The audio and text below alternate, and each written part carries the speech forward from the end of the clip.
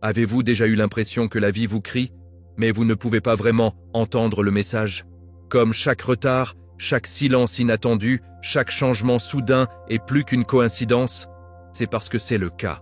Dieu n'est pas silencieux. Il vous envoie des avertissements urgents à travers tout ce qui vous entoure, des signes que vous ne pouvez pas vous permettre d'ignorer. La Bible dit dans Hébreux 3:15 « Aujourd'hui, si vous entendez sa voix, ne durcissez pas vos cœurs. » Ce moment maintenant, c'est l'invitation de Dieu pour vous de vous réveiller, d'écouter et de répondre. Trop de gens traversent la vie inconscients des signaux divins qui pourraient sauver leur destin de la destruction. Mais pas toi, vous avez été choisi. Dieu vous appelle hors de l'ombre, hors du bruit et dans son but puissant. Ne laissez pas la peur ou la confusion vous empêcher de répondre. Cette vidéo vous montrera exactement comment reconnaître les avertissements de Dieu, comprendre leur sens et entrer hardiment dans la foi que Jésus-Christ offre. Le temps d'hésitation est terminé. Votre percée spirituelle dépend de ce que vous faites ensuite. Restez avec moi jusqu'à la fin, car ce que vous êtes sur le point d'apprendre pourrait changer tout le cours de votre vie. La parole de Dieu est vivante et active, et il est prêt à se déplacer puissamment en votre nom. Si vous croyez en Dieu, en Jésus-Christ et au pouvoir de la Bible de transformer, alors ce message est pour vous. Appuyez sur « Abonnez-vous », activez les notifications et préparez-vous. Votre réponse à l'appel de Dieu commence ici. Vous savez, plusieurs fois dans la vie, ces arrêts, détours ou interruptions inattendues ressemblent à des ennuis ou même à des punitions. Mais permettez-moi de vous dire quelque chose. Ce ne sont pas seulement des revers aléatoires. Ce sont des avertissements divins envoyés directement de Dieu. C'est comme s'il disait doucement « Hé, ralentissez, écoutez ». Lorsque Dieu redirige notre chemin, ce n'est pas parce qu'il est en colère ou nous punissait. Non, c'est sa miséricorde qui nous protégeait de marcher aveuglément vers la destruction. La Bible nous rappelle dans Proverbes 3, 5, 6 de faire confiance au Seigneur de tout votre cœur et ne pas vous appuyer sur votre propre compréhension. À toutes vos manières, vous soumettez à lui et il rendra vos chemins directs. Et ces redirections divines sont la preuve que Dieu est activement impliqué dans notre voyage, nous dirigeant vers son plan parfait. Pensez-y, et si Dieu n'avait pas envoyé ces avertissements par le silence, les retards ou les changements soudains, combien de fois ferions-nous la tête la première dans les erreurs qui pourraient de faire dérailler notre destin? Les avertissements de Dieu sont comme un parent aimant qui fait une pause, ceux de leur enfant avant de toucher quelque chose de chaud. Ils sont censés nous réveiller parce que, comme le dit la Bible en Hébreux 12, 11, aucune discipline ne semble agréable à l'époque, mais douloureuse. Plus tard, cependant, cela produit une récolte de justice et de paix pour ceux qui ont été formés par celui-ci. Ces interruptions sont la façon dont Dieu nous entraîne dans la foi et l'obéissance, nous affiner pour ce qui nous attend. Maintenant, voici un point crucial. À quoi nous ne nous sommes pas confrontés, nous finissons par répéter.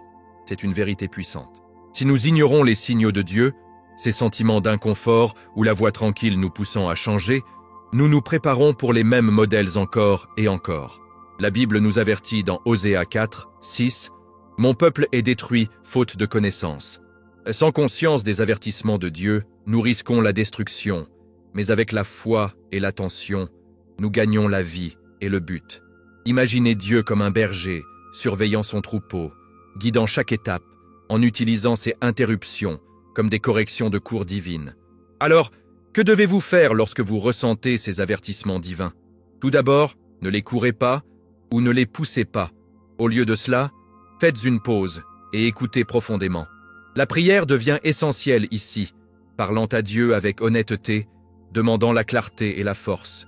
Utilisez les psaumes 46, 10 comme méditation. Soyez immobiles et sachez que je suis Dieu. Cette immobilité permet à la voix de Dieu de percer le bruit de la vie quotidienne. N'oubliez pas que les avertissements de Dieu sont des invitations à grandir, pas des obstacles à la peur. Alors que vous apprenez à embrasser ces moments de foi, vous trouverez la miséricorde de Dieu vous rapprocher du destin qu'il a conçu juste pour vous. Et croyez-moi, ce n'est que le début d'une belle transformation qui approfondira votre marche avec Jésus-Christ et révélera sa puissante puissance dans votre vie.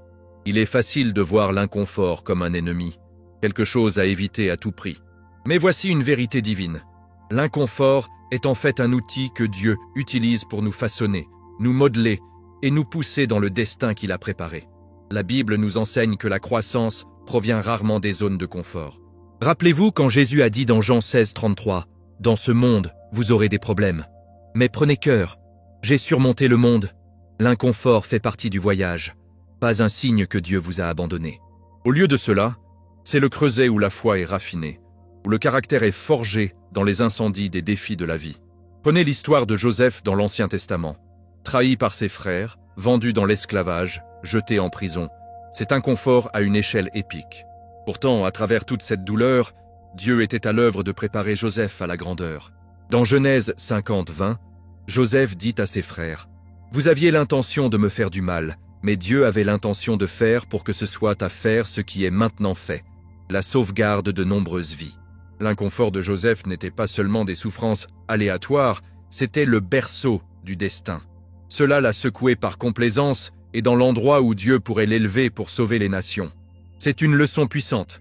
L'inconfort de Dieu n'est pas une punition, c'est la préparation. L'inconfort nous secoue, éveillés. Cela nous pousse hors de la facilité et nous oblige à compter sur la foi et non sur notre propre force ou notre compréhension. C'est comme un gymnase spirituel où Dieu entraîne nos muscles de foi. Pensez aux Romains 5, 3, 5, où Paul écrit « Nous nous réduisons également dans nos souffrances, parce que nous savons que la souffrance produit de la persévérance, persévérance, caractère, et caractère, espoir. L'inconfort produit de la persévérance, et la persévérance élabore le genre d'espoir qui est inébranlable, parce qu'il est enraciné dans les promesses de Jésus-Christ et de Dieu dans la Bible.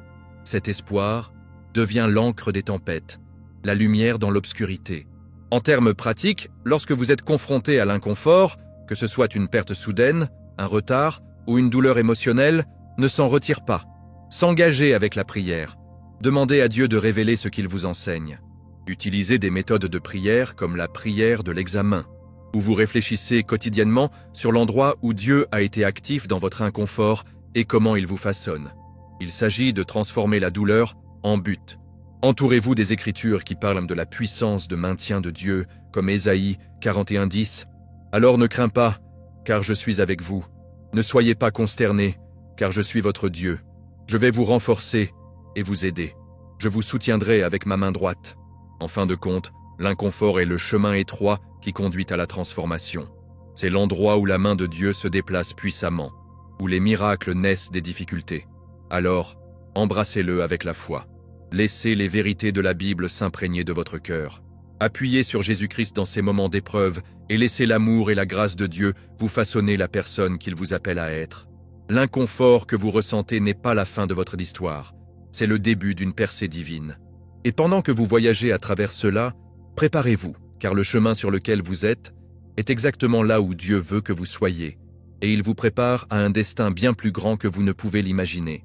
Marcher le chemin étroit n'est pas seulement une métaphore, c'est une réalité spirituelle qui teste notre foi et notre engagement à chaque étape du processus. Jésus lui-même a dit dans Matthieu 7, 13-14, « Entrez par la porte étroite, car large est la porte, et la route est la route qui mène à la destruction, et beaucoup entrent. Mais petite est la porte, et étroite la route qui mène à la vie, et seuls quelques-uns le trouvent. » Et ce passage frappe dur, car il montre que le chemin vers la vie abondante de Dieu n'est pas le plus facile. Il est étroit, souvent inconfortable, et nécessite une foi intentionnelle. Mais voici le kicker. L'inconfort que vous ressentez sur cette route étroite est en fait un signe que vous êtes exactement là où Dieu veut que vous soyez. C'est sur ce chemin que Jésus-Christ travaille ses plus grands miracles. La manière étroite est étroite, car elle nous oblige à laisser les choses qui ne s'alignent pas avec la volonté de Dieu. Cela signifie dire non à la complaisance, aux distractions du monde, aux habitudes qui nous éloignent de la foi. Dans la Bible, cela fait écho dans les histoires des saints et des prophètes qui ont enduré des épreuves parce qu'ils ont choisi le chemin le plus difficile. Pensez à Daniel, qui dans la tanière du lion est resté fidèle et n'a pas compromis même lorsque cela lui a tout coûté. Daniel 6. Sa foi inébranlable en Dieu l'a protégé au milieu du danger et a conduit à une délivrance miraculeuse. De même, marcher sur la route étroite signifie faire confiance au moment et au plan de Dieu, même lorsque les retards ou les revers semblent décourageants. L'inconfort ici sert un but divin. C'est l'élagage qui mène à la fécondité. Jean 15:2 nous dit « Il coupe toutes les branches en moi qui ne portent aucun fruit, tandis que chaque branche qui porte ses fruits, il élague pour qu'il soit encore plus fructueux. » Parfois, le processus d'élagage de Dieu semble être un inconfort, car cela nécessite de laisser aller ce que nous sommes chers. Mais à travers ce processus, Dieu nous façonne pour devenir des vaisseaux pour sa gloire.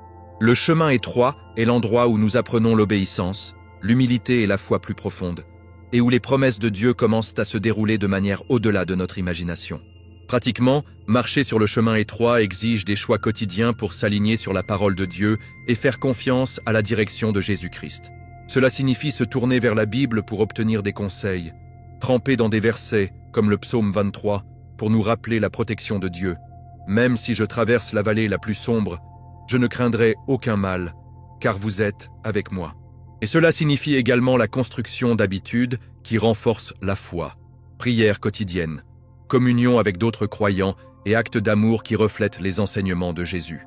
Lorsque les obstacles viennent, n'oubliez pas que Dieu utilise ces moments pour tester et prouver votre foi. Vous affinez l'or dans le feu. 1 Pierre 1, 7. Donc, si vous vous sentez pressé par les pressions de la vie, sachez ceci. C'est un signe divin que vous êtes sur le chemin étroit où se produit la plus grande œuvre de Dieu. Ce n'est pas pour tout le monde, parce que tout le monde n'est pas prêt à rendre le confort pour le destin. Mais pour ceux qui persévèrent, la récompense est la vie éternelle et un lien plus profond avec Dieu. Gardez les yeux sur Jésus-Christ, appuyez sur votre foi et rappelez-vous que la parole de Dieu est la lampe à vos pieds et la lumière sur votre chemin. Psaume 119, 105. La route étroite est difficile, oui, mais cela conduit à la plénitude du dessein de Dieu. Et à mesure que nous avançons, il y a une vérité encore plus profonde sur la façon de répondre à l'appel de Dieu que je veux partager avec vous ensuite. Quand Dieu appelle, ce n'est jamais une invitation occasionnelle. C'est une convocation sacrée qui exige toute notre attention et notre foi. Mais répondre n'est pas toujours simple. Cela nous oblige souvent à nous arrêter, à écouter et à faire confiance, même lorsque le chemin à parcourir n'est pas clair. La Bible nous encourage en Ésaïe 6, 8, « Ici, moi ». L'appel de Dieu passe par des chuchotements dans la prière, des coups de coude dans notre esprit, et parfois à travers les défis mêmes auxquels nous sommes confrontés. Reconnaître cet appel nous oblige à faire une pause du bruit et de l'agitation de la vie, de faire de la place pour que la voix de Dieu soit clairement entendue. Tout d'abord, arrêtez-vous et écoutez. Il est crucial de mettre de côté le temps intentionnellement pour être immobile devant Dieu. Le psaume 46, 10 dit « Soyez immobiles et sachez que je suis Dieu ». Cette immobilité n'est pas passive, c'est une reddition active où vous ouvrez votre cœur et votre esprit à la présence de Dieu. Vous pouvez utiliser des pratiques comme la prière contemplative ou la journalisation pour vous connecter au conseil de Dieu. Posez-vous des questions comme « Est-ce que je marche en alignement avec la volonté de Dieu ? Qu'est-ce qu'il essaie de me dire maintenant ?» Attendre patiemment la réponse de Dieu renforce la foi et la clarté. Parfois, le silence de Dieu est une invitation à une confiance plus profonde, plutôt qu'à un manque de réponse. Deuxièmement, faites confiance au processus. Les retards de la vie, les portes fermées ou les personnes qui s'éloignent peuvent ressembler à des revers, mais ce sont souvent l'orchestration divine de Dieu au travail.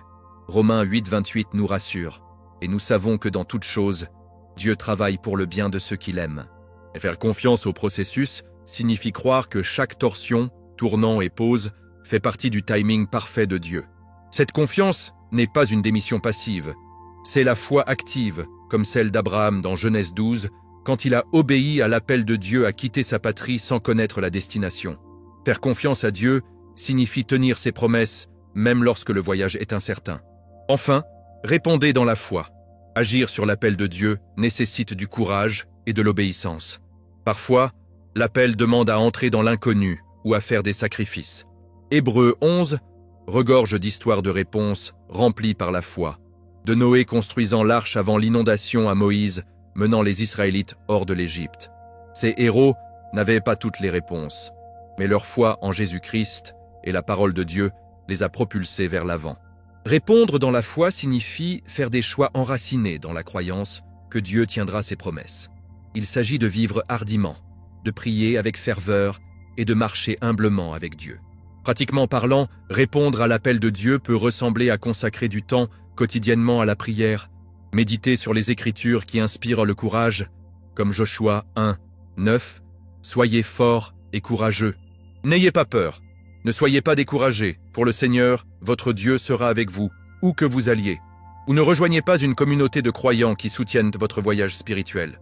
Cela peut signifier réévaluer les priorités pour éliminer les distractions et approfondir votre relation avec Dieu et Jésus-Christ. N'oubliez pas que l'appel de Dieu est une invitation sacrée dans un partenariat avec le Créateur lui-même. La foi est le pont entre entendre cet appel et marcher sur le chemin que Dieu a exposé. Alors que vous vous entraînez à arrêter, à faire confiance et à répondre dans la foi, vous trouverez la paix et les conseils de Dieu plus forts dans votre vie. Le voyage n'est peut-être pas toujours facile, mais c'est le chemin où les promesses de Dieu deviennent réalité. Et à venir, nous explorerons le beau espoir et la transformation que Dieu vous prépare pendant que vous répondez à son appel. L'espoir n'est pas seulement un vœu pieux, c'est une ancre divine qui maintient l'âme stable au milieu des tempêtes de la vie. Dans la Bible, l'espoir est complexe à la fois en Jésus-Christ et aux promesses de Dieu. Les Romains 15-13 capturent magnifiquement ceci. Que le Dieu de l'espoir vous remplisse de toute joie et paix en lui faisant confiance en lui, afin que vous puissiez déborder d'espoir par la puissance du Saint-Esprit. Ce débordement d'espoir n'est pas seulement pour le confort, c'est un pouvoir transformateur qui propulse les croyants vers l'avant, surtout lorsque les circonstances actuelles semblent sombres ou déroutantes. Lorsque vous faites face à des épreuves ou des moments d'incertitude, n'oubliez pas que Dieu travaille dans les coulisses, tissant une tapisserie de buts de chaque fil de douleur. La souffrance que nous endurons n'est pas gaspillée. Il s'agit plutôt d'un feu raffinant, de purifiant notre foi et de nous préparer à de plus grandes choses. Tout comme l'or est purifié par le feu, nos esprits sont raffinés par des essais.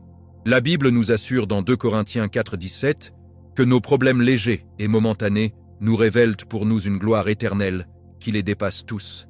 Cette vérité est un phare d'espoir. Nos difficultés actuelles ont une signification éternelle et sont des tremplins pour la transformation. La transformation par l'espoir est un voyage qui dépasse notre propre force. Il nous invite à nous appuyer pleinement sur Dieu, confiant qu'il tiendra ses promesses. L'histoire de Peter marchant sur l'eau, Matthieu 14, 29, 31, le montre magnifiquement. Lorsque Peter s'est concentré sur Jésus, il a marché miraculeusement sur l'eau. Mais quand il a regardé la tempête, il a commencé à couler. De même, notre espoir doit rester enraciné dans Jésus-Christ, pas dans le chaos environnant. C'est à travers cet espoir ancré dans la parole de Dieu que nous trouvons du courage de persévérer, de grandir et de devenir le peuple que Dieu nous a créé. Cet espoir enflamme également la transformation de nos cœurs et de nos actions.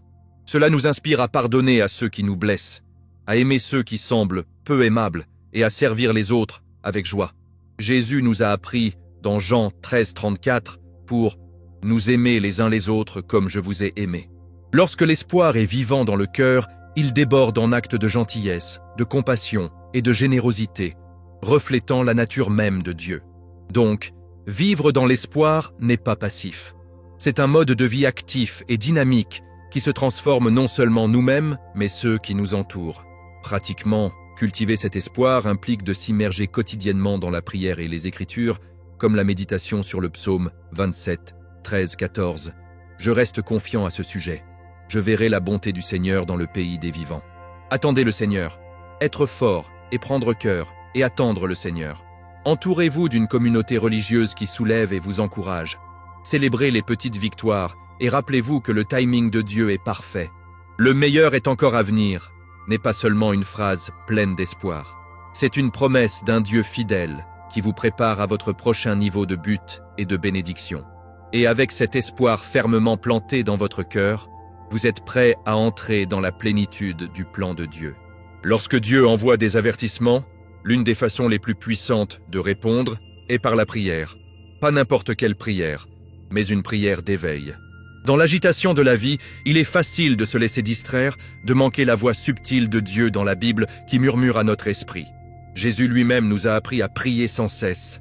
1 Thessaloniciens 5, 17, ce qui signifie cultiver une conversation en cours avec Dieu, restant vigilant de ses conseils. Une prière d'éveil est un acte délibéré d'ouvrir vos oreilles et vos yeux spirituels, demandant à Dieu de révéler ce qu'il essaie de vous montrer.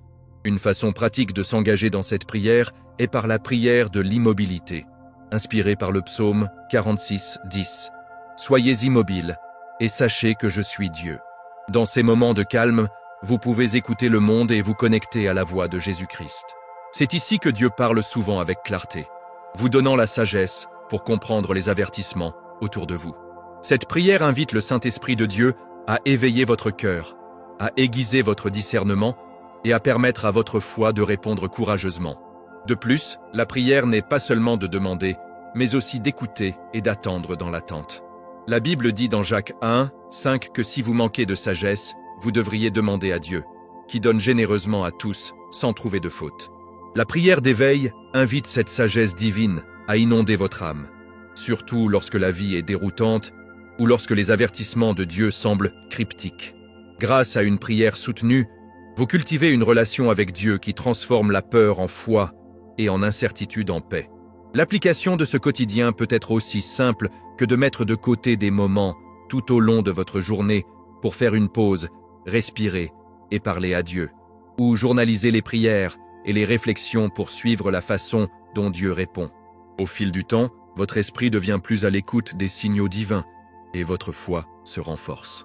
Vous commencez à reconnaître que les retards, l'inconfort et le silence ne sont pas des obstacles, mais des invitations à une confiance plus approfondie en Jésus-Christ et à une vie pleinement abandonnée à Dieu. Alors que vous continuez à marcher sur ce chemin, rappelez-vous que la prière est votre bouée de sauvetage et votre source d'alimentation. C'est par la prière que Dieu éveille votre cœur, vous permet de naviguer sur la route étroite et vous prépare à la transformation qu'il élabore dans votre vie. Et juste en avance, nous explorerons le courage qu'il faut pour faire pleinement confiance au moment de Dieu, même lorsque tout ce qui est incertain semble incertain. La confiance du timing de Dieu peut être l'une des parties les plus difficiles de notre parcours de foi. Lorsque tout ce qui vous entoure se sent bloqué, les portes se ferment, des retards en train de traîner, des prières apparemment sans réponse, il est tentant de devenir impatient ou de doute. Mais rappelez-vous, le sens du temps de Dieu est infiniment plus grand que le nôtre. Ecclésiaste 3, 1 nous rappelle: il y a un temps pour tout et une saison pour chaque activité sous les cieux. Dieu orchestre chaque instant avec une sagesse parfaite, même quand on a l'impression que rien ne se passe. La foi est testée en ces saisons tranquilles. Comme Abraham, en attente des décennies pour la promesse d'un fils, Genèse 21, ou Joseph a emprisonné pendant des années avant son destin, Genèse 37, 41, l'attente fait partie du processus de refin de Dieu. Pour que les bénédictions viennent, soyez forts et prenez cœur et attendez le Seigneur. L'attente est une position active de foi, pas de démission passive. Cette assurance est la paix de Dieu. C'est une partie vitale de votre croissance spirituelle et de votre préparation. Mais toute foi n'est pas égale. Certaines foi scintillent comme une bougie dans le vent, tandis que d'autres foi se tiennent fermement comme une puissante montagne. Ce n'est pas seulement une expression poétique. Méditez régulièrement la foi des Écritures en nous rappelant la fidélité de Dieu à travers les générations, son pouvoir de sauver, de guérir et de restaurer. Une personne juste est puissante et efficace. Alors que vous priez avec les attentes et la persistance, votre foi grandit, devenant une force qui peut surmonter le doute, la peur et les obstacles. Lion's Den, Daniel 6, montrez-nous que la foi grandit lorsque nous entrons des défis en faisant confiance à Dieu. Faites confiance à Dieu dans les décisions quotidiennes. Célébrez les petites victoires et pratiquez la gratitude, même lorsque les réponses sont retardées. Entourez-vous d'une communauté de croyants qui encouragent votre parcours de foi. N'oubliez pas que la fidélité de Dieu dans la Bible est une garantie pour vous, une promesse qu'aucune montagne n'est trop grande lorsque Jésus-Christ est au centre de votre foi. Ensuite, nous explorerons comment Dieu utilise la transformation pour vous préparer à votre but divin. La transformation ne concerne pas seulement le changement, il s'agit de devenir qui Dieu vous a créé. La Bible nous dit dans Romains 12, 2, « Ne vous conformez pas au modèle de ce monde, mais soyez transformés par le renouvellement de votre esprit. » Cette transformation est une œuvre divine, une renaissance spirituelle puissante par la foi en Jésus-Christ et la parole vivante de Dieu.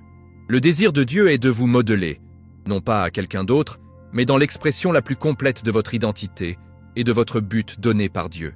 Ce processus implique souvent de perdre de vieilles habitudes, des mentalités et des peurs, parfois douloureusement. Pensez à la transformation de Saul en Paul, l'un des apôtres les plus puissants de Jésus-Christ. Du persécuteur des chrétiens à un prédicateur fervent, sa vie a été radicalement transformée par une rencontre avec Dieu. Acte 9. Ce type de transformation nécessite la reddition, l'humilité et une profonde dépendance à la grâce et au conseil de Dieu à travers la Bible et la prière. La transformation signifie également embrasser la discipline de Dieu, qui est toujours enracinée dans l'amour. Hébreux 12:11 nous rappelle « Aucune discipline ne semble agréable à l'époque, mais douloureuse. Plus tard, cependant, il produit une récolte de justice et de paix pour ceux qui ont été formés par lui. » La main corrective de Dieu pourrait entraîner l'inconfort, mais cela conduit à une récolte de maturité spirituelle et de but. C'est ainsi que la foi se renforce, et votre vie devient un témoignage vivant de la puissance de Dieu. Sur le plan pratique, la transformation divine est un voyage quotidien. Cela implique de renouveler votre esprit avec les Écritures, comme la méditation sur Philippiens 4, 8, pour se concentrer sur ce qui est vrai, noble, droit, pur, charmant et admirable. Cela signifie cultiver des habitudes qui reflètent Jésus-Christ, la prière, l'adoration, le service et l'amour pour les autres. Entourez-vous d'une communauté qui encourage votre croissance et rappelez-vous que la transformation est souvent lente et stable, pas du jour au lendemain. Dieu vous prépare activement à un but plus grand que vous ne pouvez l'imaginer. Chaque défi, chaque victoire, chaque instant de fidélité vous façonne pour cette affectation divine. Alors que vous embrassez cette transformation, sachez que Jésus-Christ est avec vous à chaque étape, guidant, renforçant et autonomisant. À venir ensuite, nous plongerons dans la puissance de l'espoir comme le carburant qui maintient votre foi brûlante dans ce voyage. L'espoir est l'élément vital de la foi. Sans cela, la foi peut se lasser, vaciller ou même s'estomper. Pourtant, la Bible nous dit à plusieurs reprises que l'espoir est une force puissante et soutenue. Romains 15, 13 dit « Que le Dieu de l'espoir vous remplisse de toute joie et paix en lui faisant confiance, afin que vous puissiez déborder d'espoir par la puissance du Saint-Esprit. » L'espoir est plus qu'un sentiment. C'est une autonomisation divine qui renouvelle notre esprit, même dans les saisons les plus sombres. Lorsque vous faites face à un découragement ou à des revers, Hope agit comme un carburant spirituel, ravivant votre confiance dans les promesses de Dieu. Cela vous rappelle que peu importe à quel point le voyage, Dieu travaille dans les coulisses. L'histoire de Job est un exemple profond. Malgré la souffrance inimaginable, Job a maintenu l'espoir, faisant confiance à la justice et à la miséricorde de Dieu. Job 13, 15. Son espoir n'était pas un optimisme naïf, mais une attente confiante, enracinée dans la fidélité de Jésus-Christ et la parole de Dieu. L'espoir motive également l'action. Cela vous pousse à continuer à prier, à continuer de croire et à avancer, même lorsque le chemin n'est pas clair. Hébreux 11. 1 définit la foi comme la confiance en ce que nous espérons et l'assurance sur ce que nous ne voyons pas. Sans espoir, la foi perd son avantage. Mais avec l'espoir fermement planté en Jésus-Christ, votre foi devient imparable. C'est cet espoir qui vous fait marcher sur le chemin étroit et répondre à l'appel de Dieu avec audace. Pratiquement, nourrissez l'espoir en vous immergeant quotidiennement dans les Écritures et la prière. Entourez-vous de témoignages de la fidélité de Dieu et rejoignez des communautés qui vous élèvent et vous encouragent. Lorsque vous ressentez votre espoir décroissant, rappelez-vous les promesses de Dieu et les délits passés. Acte 2, 26 nous rappelle « Par conséquent, mon cœur est content et ma langue se réjouit. Mon corps repose également dans l'espoir.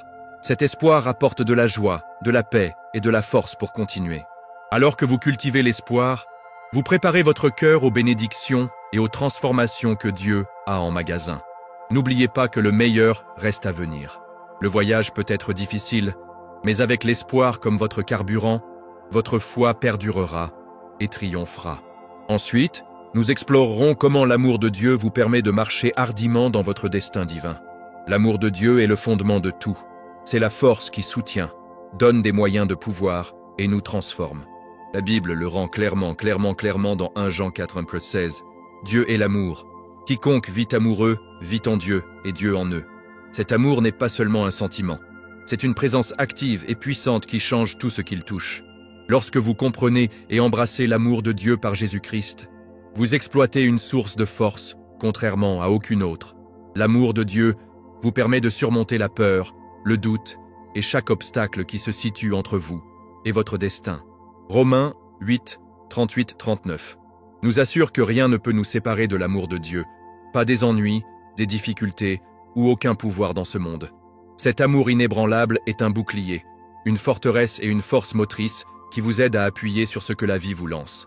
C'est la raison pour laquelle vous pouvez garder la foi en vie. même lorsque le chemin est raide et incertain. Embrasser l'amour de Dieu change également la façon dont vous vous voyez et les autres. Il vous apprend à aimer comme Jésus aime, altruiste, sacrificiellement et généreusement. Jean 15, 12 nous commande « Aimez-vous comme je vous ai aimé ».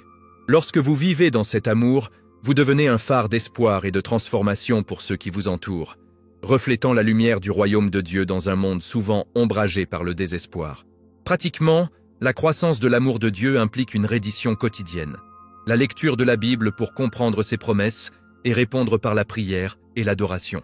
Cela signifie ouvrir votre cœur pour recevoir sa grâce, puis étendre cette grâce aux autres. Cela signifie également faire confiance à Jésus-Christ, non seulement en tant que sauveur, mais comme l'exemple parfait de l'amour divin. Un amour qui a conquis la mort et nous a donné une nouvelle vie. Alors que vous marchez dans l'amour de Dieu, vous ne vous dirigez pas seulement vers votre destin. Vous entrez dans une vie remplie de buts, de paix et de joie. Et dans le sujet suivant, nous explorerons comment vivre cet amour active vos dons spirituels et vous appelle à servir dans le royaume de Dieu.